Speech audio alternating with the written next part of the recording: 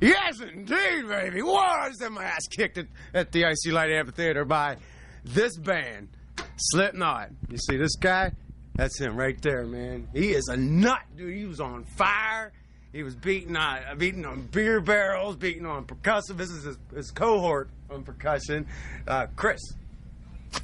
Yeah, exactly. That's what I say. Well, you guys, man, you guys are just over the top, man. You lit yourself on fire tonight. How do you, I mean, you're taking your own life in your hands when you perform. I mean, does that scare you at all? It make like, man, I was really off of it last night, man. I really could have done some damage. Basically, you have to understand that Slipknot is on a mission. The mission is a war. We've declared it. Every night is a battle. We choose our battles. Our mission is to have world domination and destroy the industry, because I still hold a judge for the non-believers who didn't believe in us. And, you know, all that really matters is the maggots out there. They're our children, and we love each and one of them. So sometimes sacrifice, and sometimes I like to call it the awakening. And every night it's an absolute must for my tour manager to have a flashlight shining up the ramp. And the reason why is because I need to be aware that I'm going into battle. And sometimes when we're victorious, like we usually are, when we're in the ball of energy. You were there tonight, bro. Yeah, we try to get there every night. You know, we are human. We don't pretend to be anything else. We're not superhuman. We're just normal human beings with an intense goal. And sometimes I have to have a liberating feeling. And sometimes the awakening can be very scary things. But I assure you that everything in our show is not fake, and everything that we do comes from the heart. And sometimes it's, impossible to live, and sometimes you have to remind yourself to feel, and that's why we do what we do. Now, congratulations on your success with your gold album. Thank you very much. I, predict it'll probably be platinum quite soon, quicker than you. Well, it's all because you have to understand that, music in particular, number one, it is the universal language. We've been all around the world. We've hit every market that we possibly can. That's because, people are people no matter where you go, and music seems to bring everybody together.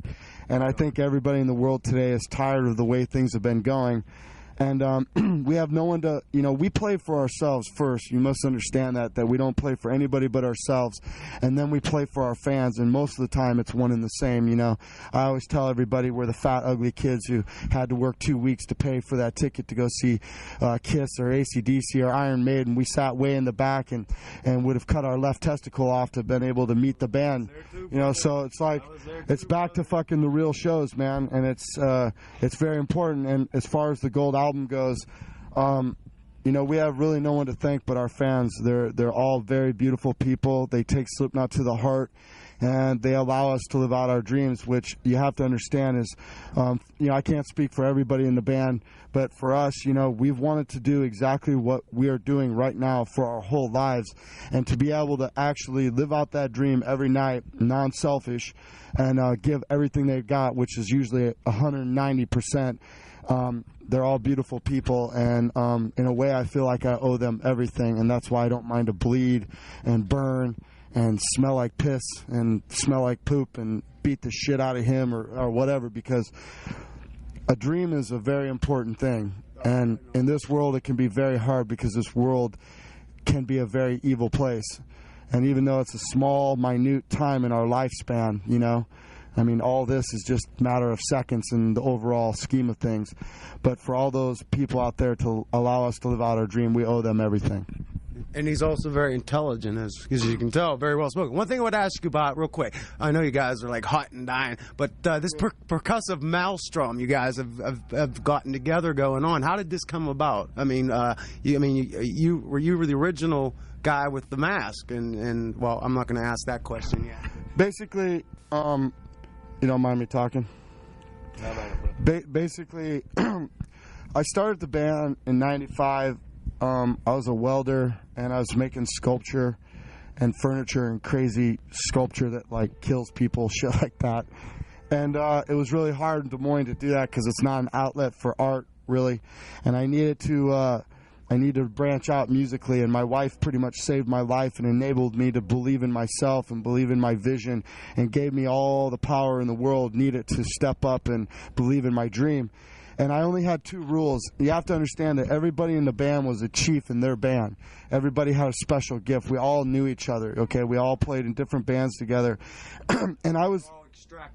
you knew who was who in the band. You could tell the people that were in the band. It's just very ironic that the people that made it in this band were in the positions. I mean, you know, sometimes you'd think that maybe every band the chief would be the drummer. Well, that wasn't the case. Joey was the chief in his band. Craig was also in his band. Chris was the chief in his band. I was the chief in my band. Fucking Paul was the chief in his death metal band, so on and so forth. You know what I mean? It's just so ironic that all of us had the positions open to be needed to be filled in Slipknot. And I only had 2 rules when I started with the bass player. Number 1, most important, we're going to play the music that we wanted to hear. It didn't matter where we could play it. Didn't matter who was going to listen to it. Buying it wasn't even a consideration. You know, shopping it and all that shit was out the window. None of that mattered. It was the music that we wanted to play. I spent many years of my life spending $7 to go into a club and watch these pussy-ass suck my left nut bands play other people's fucking music for 3 hours. I mean, no disrespect for these people because they work hard to do it, but there's nothing that makes me more sick in my entire life is to watch all these false prophets come up and play 3 one-hour sets of other people's music. And I would sit there every night. I would force myself to go out and watch this, and I tried to figure it out. I'm like, why do people want this? Why do people need it? And I realized that there's just a lot of false hope out there, and I decided that they needed someone to fucking set the standard, to set the way, to part the fucking sea, and destroy everything that had been built. It's the point, man. Everybody will figure out in years to come, but Slipknot's on a very special mission, and if you don't understand it now, you will understand it in the future. But the second, to get back to your question, the second most important thing to me was that I knew that we were going to be in the genre of metal, and I did not have the ability to be a full-on, the best of my ability for the music. So I played the original drums, and something was calling me forward to be not a leader, okay, not to be a front man because I can't sing a note, and I never had any interest to doing that, but to be an accomplice, because I've always felt like I had a special gift to get out front and steer some serious shit up. So I wanted this triangle, and it was very fun tonight because I don't know if you noticed, but we were playing in a triangle tonight. Yes. And it's a very important thing in Slipknot because there's a triangle that goes on between 3 drummers. There's the point that sits in the back and the 2 bottoms. It's a point any way you look at it because we like to consider ourselves a perfect triangle. It's just a very spiritual thing to me. I've always felt it. I've always known it. And a lot of people think because there's 3 drummers, which is something out of the norm, that we're a drum-driven band. We're not. We're a guitar-driven band. But I've noticed in my life that I watch a lot of bands, and what they'll do is they'll go into the studio and they'll double up the tracks, and they'll do everything to make this very heavy sound, but they can't bring it live. So what better a way to have this very ritualistic, very tribal, out of your fucking mind, I will claw my way through the fucking heaven and hell of life percussion, and that's what we try to do. We play, you know, I play with my fists, he plays with his head, it doesn't matter, you know, and we're not out there to be, we're not out there to be Sheila E's or anything like that, man. I'm just trying to straight up play the power and the soul of the song, and that's what we do, man. We're not here to be fancy. We're not here to win awards. We're not nothing. We're here to put the soul into the music and to make sure that it is everything that it needs, you know. And that's basically the philosophy of Slipknot. That's why we have 9 members, because musically we feel fulfilled. You know, it's not some fucking bullshit gimmick like people like to talk. It's because, I mean, it's not, you know, like, well, you know, that's for you to all decide. You know, I mean, our music is on a different level, and like I said, we play for ourselves. And musically, we are where we want to be with 9 guys. We are musically, you know, and that's important to us to be able to cover every realm. If we want to do it, we can achieve it through the guys that are in the band, you know, and we don't have to rely on modern technology or anything. We have 9 souls that are bonded by fucking blood to fucking do what we need to do, and it's a beautiful thing. Right on. Now I wanted to ask you about the mask. You used to carry the mask around with you, the clown mask. What was that symbolic of? It was like a whoopee of some sort for you. I mean, well, all I can tell you, and no one seems to understand this, is, you know, I can't speak for everybody, but you were the one that started it. Well, I've always been this from the day I was born. So I have a hatred, my friend, for being born, because there's not a day that doesn't go by that I'm not reminded of some sick, fucked up thing in this world that I hate. You know what I'm saying? There's not one day that doesn't go, you know, fucking outside that I'm not pissed off about something. And I've been dubbed this since the day I was born, and it was brought to me magically. And the funny thing is I complain to these guys every day that I'm the oldest, you know, and that sometimes I don't feel like people are on my level. But see, I wasn't ready to do what I'm doing now at the age that I had this. I was being prepped. I was being taught. I was being schooled. I was being disciplined. I was being taught the ways. This thing has slept with me. This thing has been everywhere with me. If I went to college, it went with me. If I played with my old band, it was there. It's been everywhere. My whole life, it seems like. And I have very early video footage of my uncle chasing me around in a fucking mask, scaring the living piss out of me, being this fucking alter ego, and being very affected by it at a young childhood. So, you know, people want to judge these masks and they want to say anything, and the first thing that you must ask yourself is you better realize that this thing is nothing without me. You know, I don't care, dude. I'll kill you with or without the mask. I got nothing to hide. We wear it because we're not a rock and roll cliche. I won't subscribe to it. I won't order it. I won't receive it. I won't be it. I won't die it. I'm me. I'm in this band. We're changing the fucking world. That's the way it is. You know what I'm saying? It does need change.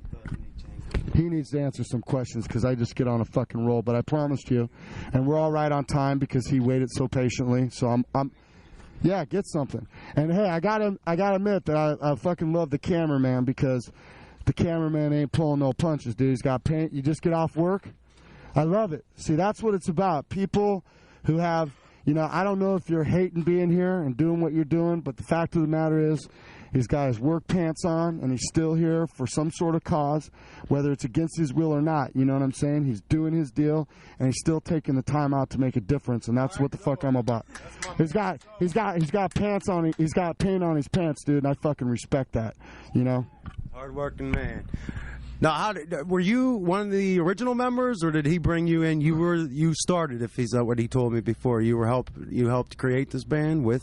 I was brought in, man. You were brought in, and what kind of band did you come from? Was it like a serious metal band, or? It was just another metal band in Des Moines, yeah. What do you do in Des Moines? Is there much to do? I mean, is that what helped part? Was a catalyst to this great sound that you guys got? When I go home, dude, I have to go paint. No shit. You have to go? Much respect. Absolutely. I fucking work when I go home, dude. That's where I come from, you know? Yeah. Slipknot's work. You know, it's all fucking good, man. Right on. Hey, now, you guys, how many drum heads do you go through? Just real quick. I just a little technical. You must go through a set of drum heads like every night. Well, you have to realize that we're artists. We learn how to starve creatively, and the creative process begins with not giving a fuck about anything that is yours. If they're new drums, break them. If they're new sticks, break them. But only break them when it feels right. Tonight, no fucking drum heads got destroyed because it wasn't there. It was about something else. But if it's in my way and I'm feeling it, I'm breaking it. I don't care. Take the money from my family. Don't feed my fucking kids. I don't care. If I want to destroy it, I will. So, to answer your question a lot. That's a hard bottom line, man. So, are you the only one in the band that's married? No, there's two of us that are married. The sampler, Craig, he's married. I'm the only one with, let's just say, official kids. And I have 3 beautiful, healthy children. And I've been married 7 years. And, you know, I always like to bring up my wife because I believe the other gender, You know, the female race is a very strong race. And I owe really, I mean, I'm in the best band in the entire world, my friend. And I thank these guys every day for enabling me to be a part of something that's so beautiful. But I also have to pay respect to my wife because she made me believe in myself. And because of that, I am going to take over the world. Period. Right on. As I said, behind every good man is a good woman. And you can't sell her short. You just can't do it if she helped. I'd like to thank you guys for coming on. I tied you up. You guys put on a kick-ass show. A couple other things I want to say. Oh, okay. Yeah, sure, man. I just didn't want to hold you up, man. Couple things. Big party going on today. Number one, check out the web pages, www.slipknot1.com, www.slipknot2.com. That's the numeral 1 and 2. Slipknot 1's got all the information you need to know, where we are, what we sell, what we're about, the lyrics, all that shit. Slipknot 2, it's been down for a while. If you're a fan of it, trust me, I'm doing it personally with a tech. It will be back, and it will blow your fucking mind. Second of all, thank you, every maggot out there, for making Slipknot a gold album. We thank you from the bottom of our hearts. If we had to cancel a show, we're sorry. We will be back. Trust me. Pittsburgh tonight was a makeup show. Things happen out of our control sometimes, and we will get to you. Promise. The only thing we like to do is play live. Everything else can go fuck itself. So we want to thank all of you for making a gold album. It's all because of you. I mean, we did our job. We're playing. We're creating music. You're coming to the shows. You're buying the album. Everybody's doing their part, and it's a positive change. Continue to do what you are and be safe. And if you want to be down with a clown, either bring dead shit, medical tools, or some sort of elephant thing. Otherwise, you're not down with a clown. You don't understand what's going on. Okay? We like dead things. Get it straight. Dead things. Bring this live shit. All right, man. Let's kick it in right now. Slipknot, Wait and Bleed, right here on the Rock Circus Show. Thank you, guys. Can I get you to do a show ID? Sure, man. That'd be cool. Thanks, man. I appreciate it, brother. Appreciate it, man.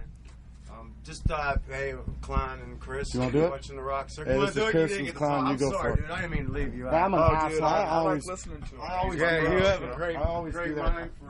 What do I have to say? Just say hi. I'm Chris, and you can over to him and say I'm Klein. You're watching the Rock Circus Show, and we use it for like future videos. So you're from Slipknot. Yeah, from Slipknot. Yeah, just say I'm Chris and Klein from Slipknot. You're watching the Rock Circus. You ready? Show. Hey, this is Chris. It's the fucking clown. That's all you need to know. We're in fucking Slipknot, and you're watching the Circus Show. Check it out. Cool. Fine. Thanks, guys. Cool.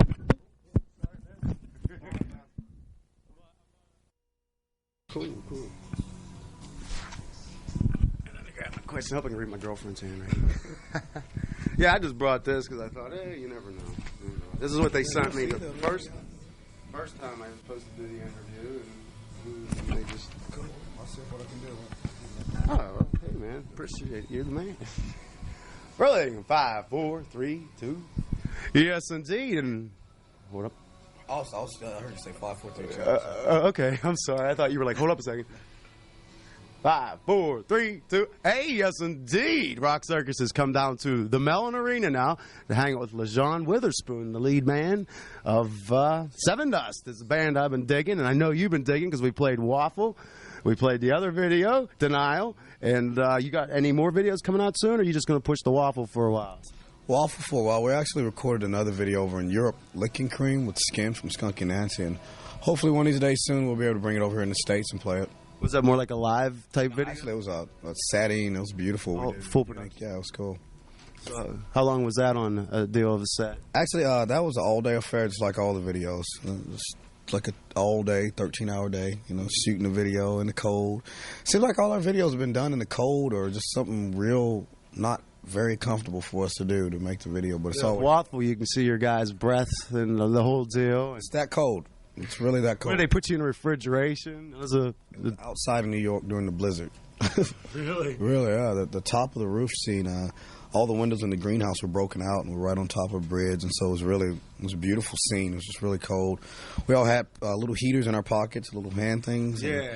It was cold, man. It was like you break the gel in them, and yeah, they're cool, man. I put one in my underwear, and then I took one that was in my pocket out, and it was brown and dark and all crusted up. I was like, damn, I'm glad I didn't put that in my drawers because that might have damaged the package. You might not know the side effects of them little warmers. The Dangling Fury might have gotten abused. Yeah. So tell us a little bit about the album. You had Toby Wright come in and produce it. Is this the first time he worked with you guys? Or definitely on the second album, we wanted to work with someone that I guess we felt like had a lot of experience. And a lot of people ask us if we did it because of Korn. You could tell we were working with Korn. Not only that reason, but he worked with people like Jeff Buckley, Chris Cornell, the Wallflowers, Alice in Chains, and Metallica. And that was the reason we wanted to work with him, because he had such a broad, working schedule with people. So it was, and a great resume. Exactly. So it was good. And Sevendust, we're not just one type of band. We like to do a lot of different things, and we like to explore. And working with Toby was definitely an experience for us, and we can't wait to do our third album and bring someone else in. So you're going to go put the application in for someone else and a new resume? We're looking right now. Really? That's cool. So how long of a process is the recording process for you guys? Fairly quick? Or? It depends. Well, the second album was definitely quick. Right after we got off the road, after we toured 21 straight months, we took off a couple of weeks, I believe, and then we went and recorded the album in 3 to 4 months, and then went right back out on the road, and here we are now. So they say, what do they say? You have your whole life to write your first album and 3 months to write your second one. That's the truth. That's how the musical adage goes, I believe. We're lucky enough to have a band full of people that are really into the music, and we just went in and wrote what we felt was time to be out there. Now you're on the soundtrack for Any Given Sunday. No? No. That fell through. We're on the Scream 3 soundtrack. Oh, you're Scream 3, which was produced by Creed. And there's good guys to pick you guys up. Yeah, they've been looking out for us since the beginning, man. Since we played like small clubs together, so it's cool. Well, where'd you guys come out of? I'm not like Atlanta, Georgia. Atlanta, Georgia. So we're Southern country boys. ATL, Southside, double wide. What's up? Double wide. Yeah, I was wondering. You were talking a little bit about horses. Your family involved? Yeah, that's my grandparents and all that stuff. Yeah, Tennessee walking horses. I'm a country boy, so. Country boy. Yeah. What do you do to pass the time in the country? Smoke weed and I heard that. Look at the beautiful sights. No, we recorded our second album at Longview Studios, which was a big barn, and it was cool to be able to ride the horses and have nothing but grass and acres of land around you. It was real secluded, and it was something that we needed. Very inspirational as far as bringing out the performance needed for the album. Right, it was a log. What do you call it? Log cabin fever when you. Yeah, cabin fever. Cabin fever. We definitely had that, but the experience was good. And this next album, we hope to do it by the water somewhere. Oh, really? That might be quite inspirational. I know Seven Mary 3 did it out in New Orleans. They said they had a good vibe down there. See, that's a good idea, too. Yeah, there's some good recording studios down there. You got Nothing down there. And Lenny. The morgue thing. I don't want to go more dark. I want to go pleasant. Pleasant? A little more lighter? Yeah, well, no, maybe, just I think it's good energy from the water. Me and Morgan been talking about maybe trying to hopefully do something like that in Hawaii or something. That would be beautiful. Oh, that would be the stuff, let me tell you. It's good energy. So how long you guys hooking up with Creed here? We got another 2.5 months, I believe, with Creed. It's a great tour. Every night sold out. And after that, in between that, we'll go to Europe and play with Korn and a few Dynamo festivals, big festivals over there in Europe, and then we come back, finish the Creed tour.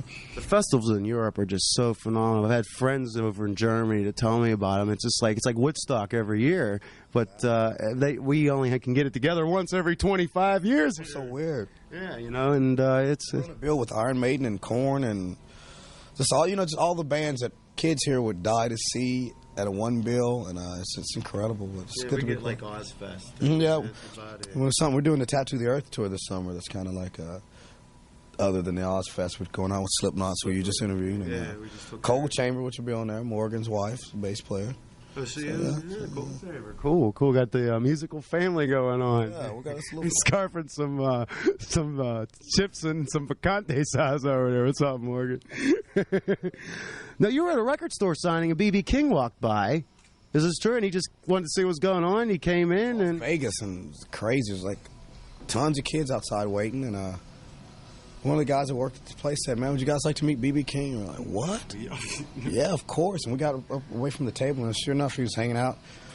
It's like, "How you doing?" What was so cool about it, after shaking his hand and taking a picture, some kid with green hair, one of our fans, walks up to him and is like, "Hey, Mr. King," and so amazed, and it was so cool to see B.B. King look at him and say, "How you doing?" and just talk and not be freaked out, because this kid had chains around his neck with pins, and you know, it was such a thing because he had a respect for our music, and then all of a sudden BB King was there, and it was like it's all about the music, no matter what. Exactly. You know? That's what that lets you know. It's great that he could share that camaraderie with you guys, and your fans, which is great. You know. Did you guys get to play with him at all? Give you a little advice? No, we were just he has a place in Vegas, and we happened to be there playing the House of Blues, and he happened to be in the record store and shopping, and we were there and got to just hang out there for a minute. I been to his club in Memphis though, and had a couple of beers, and it's a pretty nice place. Yeah, shoot some stories and whatnot. Yeah, oh yeah. Cool. Who else have you maybe met that was it's like wow? Like every time I come here, I think wow, Jimmy Page walked down these hallways at one time. You know, a lot of people, man. Everyone. It's been a lot of people. Like Ozzy was cool to meet. You know, that was great.